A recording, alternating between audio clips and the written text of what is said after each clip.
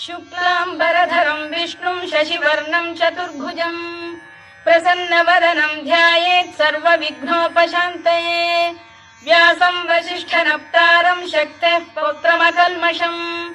पराशरात्मजं वन्दे शुकतातं तपोनिधिम्। व्यासाय विष्णुरूपाय व्यासरूपाय विष्णवे नमो वै ब्रह्मनिधये वासिष्ठाय नमो नमः। अविकाराय शुद्धाय नित्याय परमात्मने सदैकरूपरूपाय विष्णवे सर्वजिष्णवे यस्य स्मरणमात्रेण जन्म संसारबन्धनात्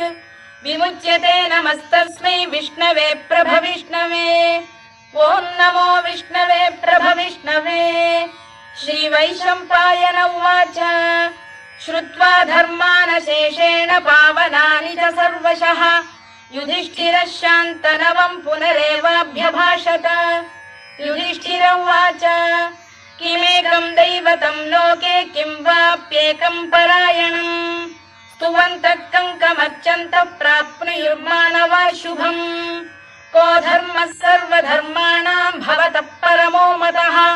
किं जपन्मुच्यते जन्तुर्जन्म संसारबन्धनात्। श्रीभीष्म उवाच जगत्प्रभुं देवदेवमनन्तं पुरुषोत्तमं स्तुवन्नाम सहस्रेण पुरुषः सततोत्थितः तमेव चार्चयन्नित्यं भक्त्या पुरुषमव्ययम् ध्यायन् स्तुवन् नमस्यं च यजमानस्तमेव च अनादिनिधनं विष्णुं सर्वलोकमहेश्वरम् लोकाध्यक्षं स्तुवन्नित्यं सर्वदुःखातिगो भवेत्। ब्रह्मण्यं सर्वधर्मज्ञं लोकानां कीर्तिवर्धनम् लोकनाथं महद्भूतं सर्वभूतभवोद्भवम् एष मे सर्वधर्माणां धर्मोऽधिकतमो मतः यद्भक्त्या पुण्डरीकाक्षं स्तवैरच्चेन्नरः सदा। परमं यो महत्तेजः परमं यो महत्तपः परमं यो महद्ब्रह्म परमं यः परायणम् पवित्राणां पवित्रं यो मङ्गलानां च मङ्गलम् दैवतं देवतानां च भूतानां यो व्ययः यतः सर्वाणि भूतानि भवन्त्यादियुगागमे यस्मिंश्च प्रलयं यान्ति पुनरेव युगक्षये तस्य लोकप्रधानस्य जगन्नाथस्य भूपते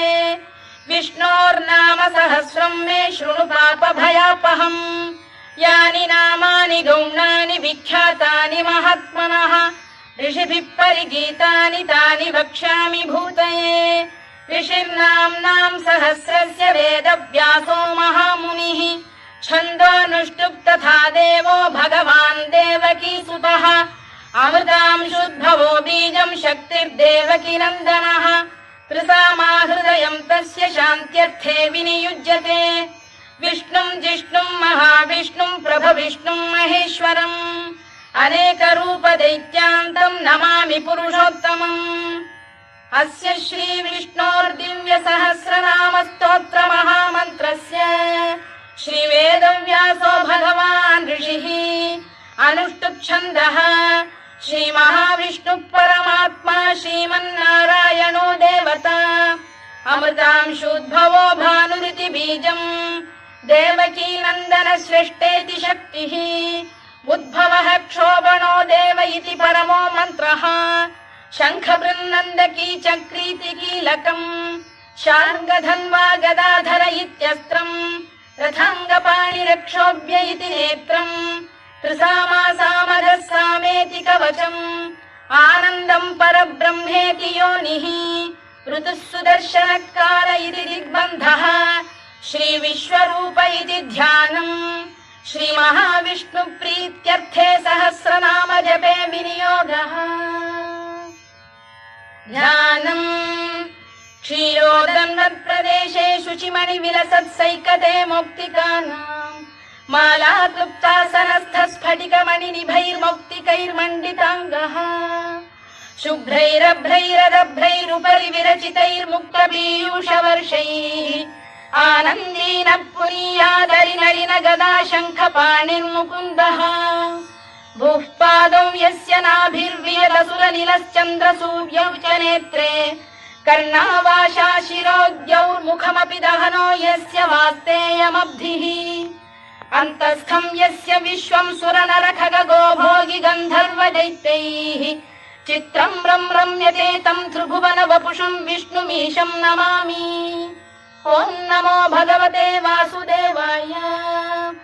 शान्ताकारं भुजगशयनं पद्मनाभं सुरेशं विश्वाधारं गगनसदृशं मेघवर्णं शुभाङ्गम् लक्ष्मीकान्तं कमलनयनं योगिधृध्यानगम्यं वन्दे विष्णुं भवभयहरं सर्वलोकैकनाथम्। मेघश्यामं पीतकौशेयवासं श्रीवत्साङ्कं कौस्तुभोद्भासिताङ्गम्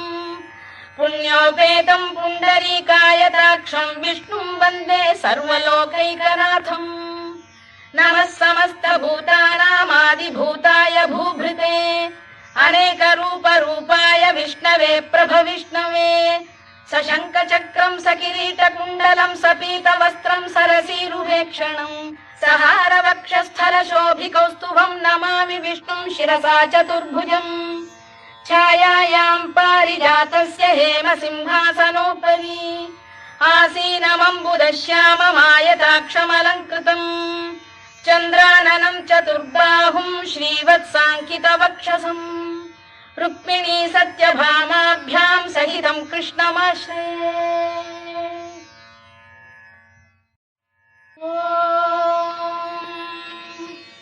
विश्वं विष्णुर्वषत्कारो भूतभव्य भवत्प्रभुः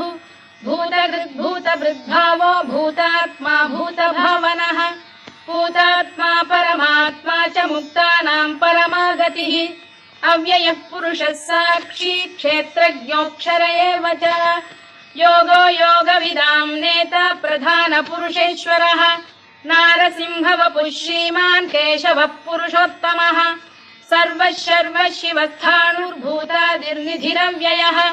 सम्भवो भावनो भर्ता प्रभवः प्रभुरीश्वरः स्वयंभूः शम्भुरादित्यः पुष्कराक्षो महास्वनः अनादिनिधनो धाता विधाता धातुरुत्तमः अप्रमेयो ऋषिकेशः पद्मनाभोऽमरप्रभुः विश्वकर्मा मनुस्पष्टा स्थविष्ठस्थविरो ध्रुवः अग्राह्यः शाश्वतः कृष्णो लोहिताक्षप्रदर्दनः प्रभूतस्त्रिककुब्धाम पवित्रम् मङ्गलम् परम् ईशानः प्राणदः प्राणो ज्येष्ठः श्रेष्ठः प्रजापतिः हिरण्यगर्भो भूगर्भो माधवो मधुसूदनः ईश्वरो विक्रमी धन्वी मेधावी विक्रमक्रमः अनुत्तमो दुराधर्षः कृतज्ञः कृतिरात्मवान् सुरेशः शरणं शर्म विश्वरेताः प्रजाभवः अधः संवत्सरो व्याल प्रत्ययः सर्वदर्शनः अजः सर्वेश्वरः सिद्धः सिद्धिः सर्वादिरच्युतः वृषाकपिरमेयात्मा सर्वयोगविनिसृतः वसुर्वसुमनः सत्यः समात्मा संमितः समः अमोघः पुण्डरीकाक्षो वृषकर्मा वृषाकृतिः रुद्रो बहुशिरा बभ्रुर्विश्वयोनिश्चुचिश्रवाः अमृतः शाश्वतस्थाणुर्वरारोहो महातपाः सर्वगः सर्वविद्भानुर्विश्वक्सेनो जनार्दनः वेदो वेदविदव्यङ्गो वेदाङ्गो वेदवित्कविः लोकाध्यक्षः सुराध्यक्षो धर्माध्यक्षः कृताकृतः चतुरात्मा चतुर्व्यूहश्चतुर्दंष्टश्चतुर्भुजः भ्राजिष्णुर्भोजनं भोक्ता सहिष्णुर्जगदादिजः अनघो विजयो जेता विश्वयोनिः पुनर्वसुः उपेन्द्रो वामनः प्रांशुरमोघः शुचिरूर्जितः अतीन्द्रः सङ्ग्रहः सर्गो धृतात्मा नियमो यमः वेद्यो वैद्यः सदा योगी वीरः माधवो मधुः अतीन्द्रियो महामायो महोत्साहो महाबलः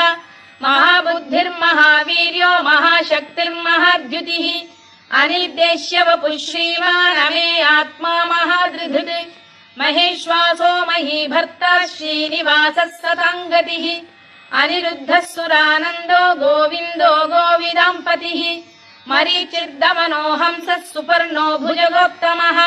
हिरण्यनाभः सुतपाः पद्मनाभः प्रजापतिः अमृत्युः सर्वदृक्सिंहः सन्धाता सन्धिमान् स्थिरः अजो दुर्मर्षणः शास्ता विश्रुतात्मा सुरारिः गुरुर्गुरुतमो धाम सत्यः सत्यपराक्रमः निमिषो निमिषस्रग्वी वाचस्पतिरुदारधीः अग्रणीर्ग्रामणी श्रीमान् न्यायो नेता समीरणः सहस्रमूर्धा विश्वात्मा सहस्राक्षः सहस्रपात् आवर्तनो निवृत्तात्मा संवृतः सम्प्रमर्दनः अधः संवर्तको वह्निरनिलो धरणीधरः सुप्रसाद प्रसन्नात्मा विश्वधृक् विश्वभुग्विभुः सत्कर्ता सत्कृतः साधुर्जह्नुर्नारायणो नरः असंख्येयो प्रमेयात्मा विशिष्टः शिष्टकृच्छुचिः सिद्धार्थः सिद्धसङ्कल्पः सिद्धिदः सिद्धिसाधनः वृषाही वृषभो विष्णुर्वृषपर्वा वृषोदरः वर्धनो वर्धमानश्च विविक्तः श्रुतिसागरः सुभुजो दुर्धरो वाग्मी महेन्द्रो वसुदो वसुः नैकरूपो बृहद्रूपः शिपिविष्टप्रकाशनः ओजस्तेजोऽब्जुदिधरः प्रकाशात्मा प्रतापनः वृद्धस्पष्टाक्षरो मन्त्रश्चन्द्रांशुर्भास्करद्युतिः अमृतांशुद्धवो भानुः शशबिन्दुः सुरेश्वरः औषधम् जगतः सेतुः सत्यधर्मपराक्रमः भूतभव्यभवन्नाथः पवनः पावनो नरः कामः कामकृत्कान्तः कामः कामप्रदप्रभुः युगादिकृद्युगावर्तो नैकमायो महाशनः अदृश्यो व्यक्तरूपश्च सहस्रजिदनन्तजित् इष्टो विशिष्टः शिष्टेष्टः शिखण्डी नघुषो वृषः क्रोधः क्रोधकृत्कर्ता विश्वबाहुर्महीधरः अच्युत प्रतिथ प्राण प्राणदो वासवानुजः अपां निधिरधिष्ठानमप्रमत्त प्रतिष्ठितः स्कन्द स्कन्दधरो धुर्यो वरदो वायुवाहनः वासुदेवो बृहद्भानुरादिदेवः पुरन्दरः अशोकस्तारणस्तारः शूरः शौरिर्जनेश्वरः अनुकूलः शतावर्तः पद्मी पद्मनिभेक्षणः पद्मनाभोरविन्दाक्षः पद्मगर्भः शरीरभृत् महर्धिर्वृद्धो वृद्धात्मा महाक्षो गरुडध्वजः अतुलः शरभो भीमः समयज्ञो हविर्हरिः सर्वलक्षणलक्षण्यो लक्ष्मीवान् समितिञ्जयः विक्षरो रोहितो मार्गो हेतुर्दामोदरः सः महीधरो महाभागो वेगवानमिताशनः उद्भवः क्षोभणो देवः श्रीगर्भः परमेश्वरः करणम् कारणम् कर्ता विकर्ता गहनो गुहः व्यवसायो व्यवस्थानः संस्थानस्थानदो ध्रुवः परद्धिः परमस्पष्टस्तुष्टः पुष्टः शुभेक्षणः रामो विरामो विरतो मार्गो नेयोनयोनयः वीरः शक्तिमताम् श्रेष्ठो धर्मो धर्मविदुत्तमः वैकुण्ठः पुरुष प्राण प्राणद प्रणवपृतुः हिरण्यगर्भः शत्रुघ्नो व्याप्तो वायुरधोक्षजः ऋतुः सुदर्शनकारः परमेष्ठी परिग्रहः उग्रः संवत्सरो दक्षो विश्रामो विश्वदक्षिणः विस्तारस्थावरस्थाणुः प्रमाणम् बीजमव्ययम् अर्थोऽनर्थो महाकोशो महाभोगो महाधनः अनिर्विण्णस्थविष्ठो भूर्धर्मयूपो महामखः नक्षत्रनेमिर्नक्षत्री क्षमः क्षामः समीहनः यज्ञयुज्यो महेज्यश्च क्रतुः सत्रम् सदाम् गतिः सर्वदर्शी विमुक्तात्मा सर्वज्ञो ज्ञानमुत्तमम् सुव्रतः सुमुखः सूक्ष्मः सुघोषः सुखदः सुहृद् मनोहरो जितक्रोधो वीरबाहुर्विदारणः स्वापनः स्ववशो व्यापी नैकात्मा नैककर्मकृत् वत्सरो वत्सलो वत्सी रत्नगर्भोधनेश्वरः धर्मकृद्धर्मी सदसक्षरमक्षरम् अविज्ञाता सहस्रांशुर्विधाता कृतलक्षणः गभस्तिनेमिः सप्तस्तः सिंहो भूतमहेश्वरः आदिदेवो महादेवो देवेशो देवभृद्गुरुः उत्तरो गोपतिर्गोप्ता ज्ञानगम्यः पुरातनः शरीरभूतभृद्भोक्ता कपीन्द्रो भूरि दक्षिणः सोमपोऽमृतपः सोमः पुरुजिः पुरुषत्तमः विनयो जयः सत्यसन्धो दाशार्हः सात्वताम् पतिः जीवो विनयिता साक्षी मुकुन्दो मितविक्रमः अम्भोनिधिरनन्तात्मा महोदधिशयोऽन्तकः अजो महार्घः स्वाभाव्यो जितामित्रप्रमोदनः आनन्दो नन्दनो नन्दः सत्यधर्मात्रिविक्रमः महर्षिः कपिलाचार्यः कृतज्ञो मेदिनीपतिः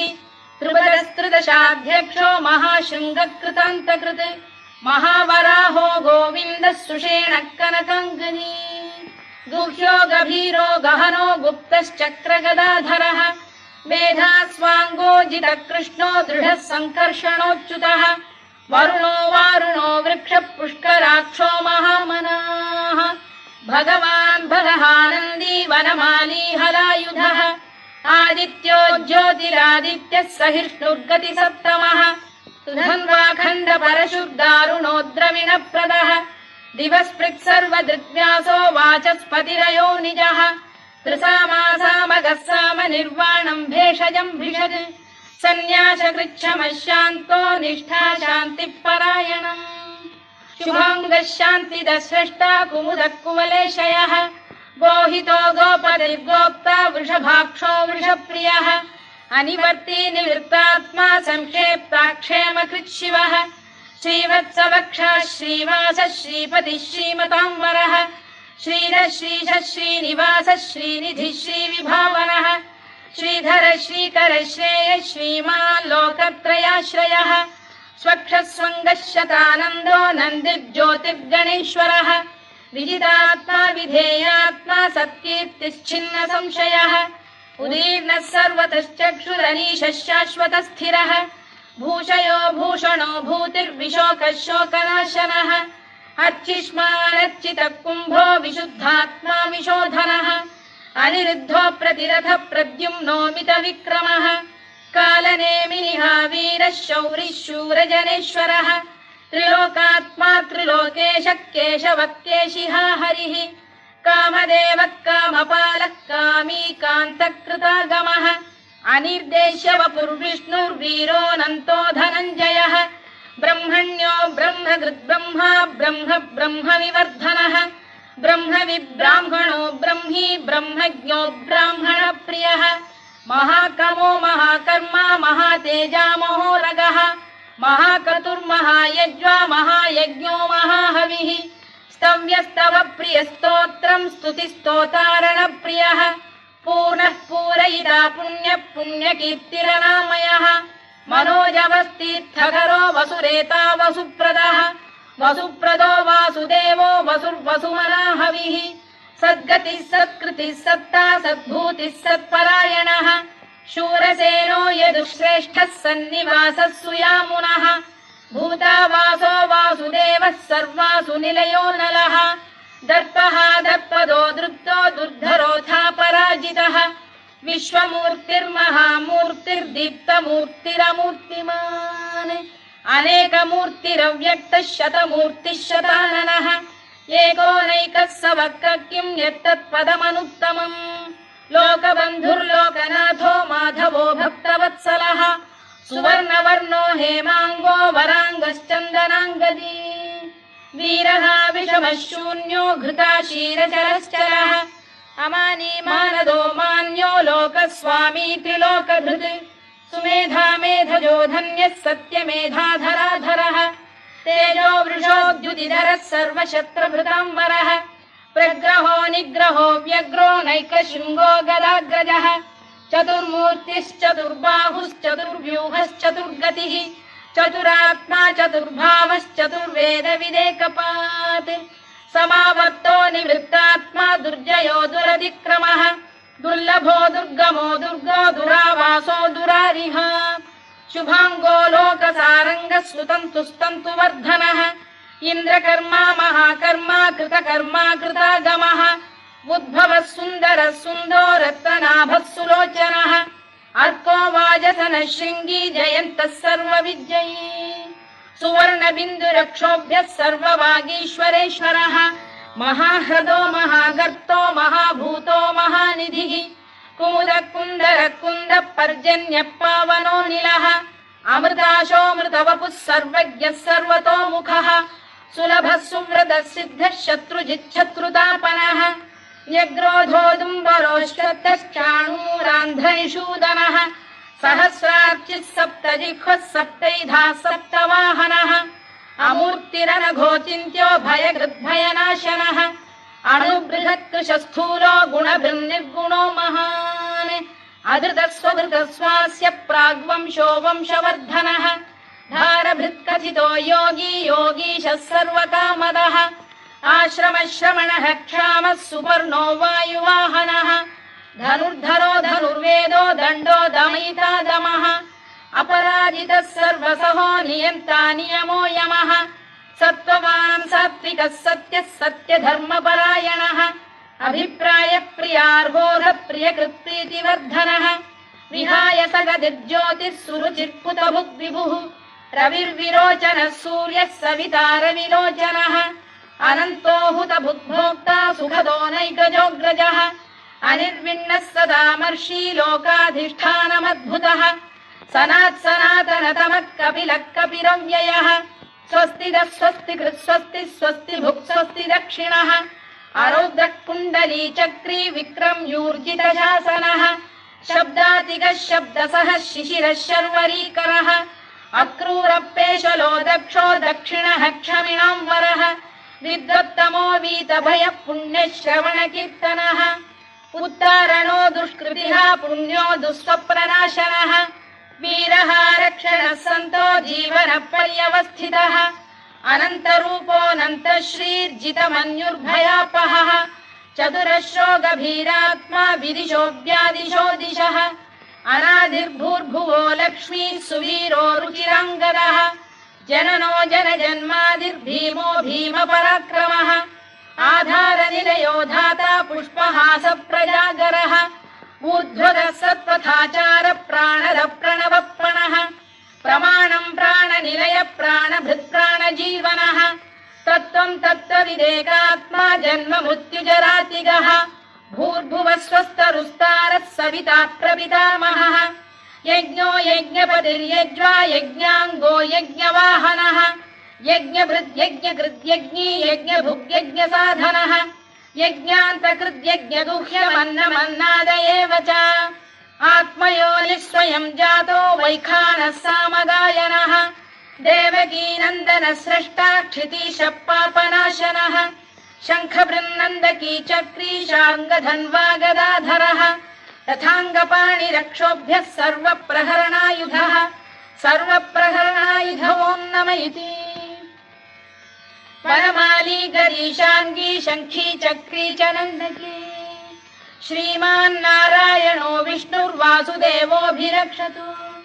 वनमाली गरीशाङ्गी शङ्खी चक्री च नन्दकी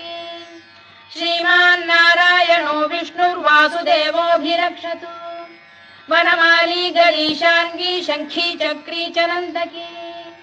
श्रीमान्नारायणो विष्णुर्वासुदेवोऽभिरक्षतु इतीदं कीर्तनीयस्य केशवस्य महात्मनः नाम्नां सहस्रं दिव्यानामशेषेण प्रकीर्तितम् य इदं शृणुयात् नित्यं यश्चापि परिकीर्तयेत् नाशुभं प्राप्नुयात् किञ्चित् सोमुत्प्रेह च मानवः वेदान्तको ब्राह्मणः स्यात् क्षत्रियो विजयी भवेत् वैश्यो धनसमृद्धः स्यात् शूद्रः सुखमवाप्नुयात् धर्मार्थी प्राप्नुयात् धर्ममर्थार्थी चार्थमाप्नुयात् कामानवाप्नुयात् कामी प्रजार्थी चाप्नुयात् प्रजाम् भक्तिमान् यः सदोत्थाय शुचिस्तद्गतमानसः सहस्रं वासुदेवस्य नाम्नामेतत्र कीर्तयेत् यशः प्राप्नोति विपुलं याति प्राधान्यमेव च अचलां श्रियमाप्नोति श्रेयः प्राप्नोत्यनुत्तमम् न भयं क्वचिदाप्नोति वीर्यं तेजश्च विन्दति भवत्य रोगोद्युतिमान् बलरूपगुणान्वितः रोगार्तो मुच्यते रोगात् बद्धो मुच्येत बन्धनात् भयान्मुच्येत भीतस्तु मुच्येतापन्न आपदः दुर्गाण्यतितरत्याशु पुरुषः पुरुषोत्तमम् सुवन्नाम सहस्रेण नित्यं भक्तिसमन्वितः वासुदेवाश्रयो मर्त्यो वासुदेवपरायणः सर्वपापविशुद्धात्मा याति ब्रह्म सनातनम् न वासुदेव भक्तानामशुभं विद्यते क्वचित् जन्म मृत्युजरा व्याधि भयं नैवोपजायते इमं स्तवमधीयानः श्रद्धा भक्ति समन्वितः युज्येतात्मसुखक्षान्तिः श्रीधृतिस्मृतिकीर्तिभिः न क्रोधो न च मात्सर्यं न लोभो न शुभामतिः भवन्ति कृतपुण्यानां भक्तानां पुरुषोत्तमे द्यौः स चन्द्रार्कनक्षत्राखं दिशो भूर्महोदधिः वासुदेवस्य वीर्येण विधृतानि महात्मनः ससुरासुरगन्धर्वं स यक्षोरगराक्षसम् जगत्वशे वर्ततेदं कृष्णस्य सचराचरम् इन्द्रियाणि मनो बुद्धिः सत्त्वं तेजो बलं धृतिः वासुदेवात्मकान्याहुः क्षेत्रं क्षेत्रज्ञ एव च सर्वागमानामाचार प्रथमं परिकल्पते आचार प्रभवो धर्मो धर्मस्य प्रभुरच्युतः ऋषयः पितरो देवा महाभूतानि धातवः जङ्गमा जङ्गमं चेदं जगन्नारायणोद्भवम् योगो ज्ञानं तथा साङ्ख्यं विद्या शिल्पादिकर्म च वेदाः शास्त्राणि विज्ञानमेतत् सर्वं जनार्दनात् एको विष्णुर्महद्भूतं पृथग्भूतान्यनेकशः त्रीन् लोकान् व्याप्य भूतात्मा भुङ्क्ते विश्वभुवव्ययः